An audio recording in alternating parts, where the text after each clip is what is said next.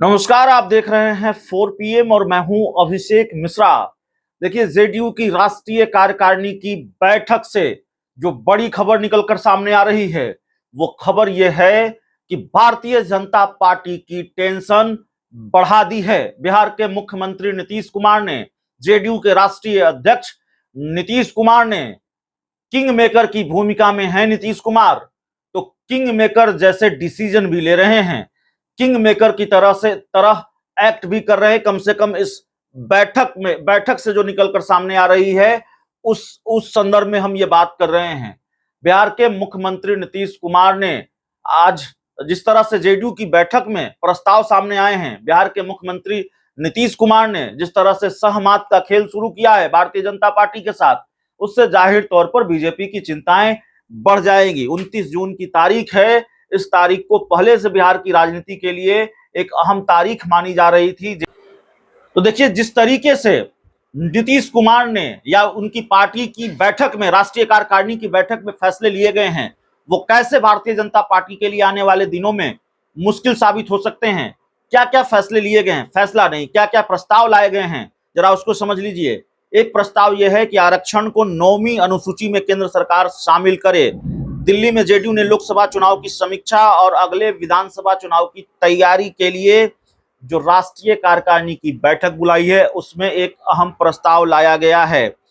और केंद्र सरकार के लिए इस तरह के प्रस्ताव गले की हड्डी बन सकते हैं। सिर्फ आरक्षण को 9वीं अनुसूची में शामिल करने का प्रस्ताव नहीं, आगे और कई प्रस्ताव हैं।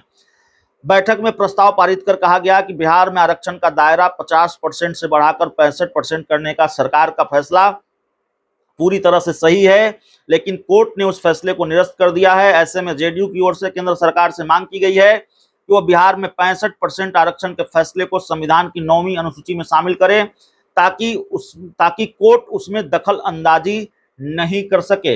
एक प्रस्ताव और है जेडीयू की तरफ से, और यह भी केंद्र सरकार के गले की हड्डी बन सकता है। जेडीयू की कार्य समिति की बैठक में एक बार फिर विशेष राज्य के दर्जे की बात कही गई है। नीतीश कुमार की ओर से केंद्र सरकार से मांग की गई है कि वह बिहार को या तो विशेष राज्य का दर्जा दें या फिर विशेष पैकेज दें।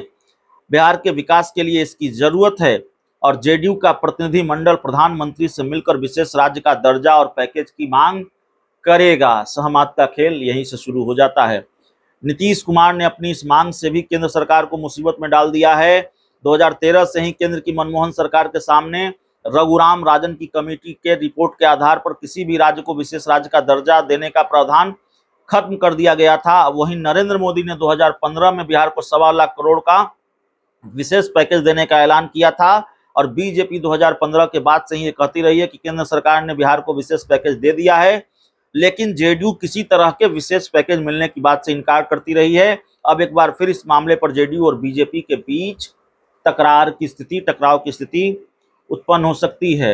बैठक में जो एक और महत्वपूर्ण प्रस्ताव है, ये भारतीय जनता पार्टी के उन नेताओं के लिए मैसेज है जो ये कह रहे हैं कि नीतीश कुमार के, माफ कीजिएगा, बीजेपी के नेतृत्व में बिहार में सरकार बननी चाहिए विधानसभा चुनाव के बाद 2025 में। तो जेडीयू की तरफ से क्लियर कर दिया गया है कि बिहार में 2025 का विधानसभा चुनाव नीतीश कुमार के नेतृत्व में लड़ा जाएगा। नीतीश के अलावा कोई दूसरा नेता मंजूर नहीं है। वर्ष 2025 के बिहार विधानसभा चुनाव में भी नीतीश के नाम पर ही जनता के बीच जाने का संकल्प इस बैठक में लिया गया है। झारखंड में चुनाव लड़ने का प्रस्ताव, झारखंड में मजबूती से चुनाव लड़ने का प्रस्ताव इस बैठक में सामने आया है। पार्टी ने फैसला लिया है कि वर्ष 2024 में होने वाले झारखंड चुनाव में जेडीयू पूरी मजबूती के साथ अपने उम्मीदवार उतारेगी, बीजेपी से तालमेल करने की कोशिश करेगी, लेकिन अगर गठबंधन नहीं हो पाया तो अपने दम पर मजबूती से चुनाव लड़ने की तैयारी शुरू करने का फैसला लिया गया है। जाहिर है, ये इससे भी भारतीय जनता पार्टी की मुश्किल बढ़ने वाली है। तो ये वो प्रस्ताव हैं जो इस बात के संकेत देते हैं कि बीजेपी और जेडीयू के बीच अब सहमत का खेल बहुत जल्द शुरू होने वाला है। बहुत बहुत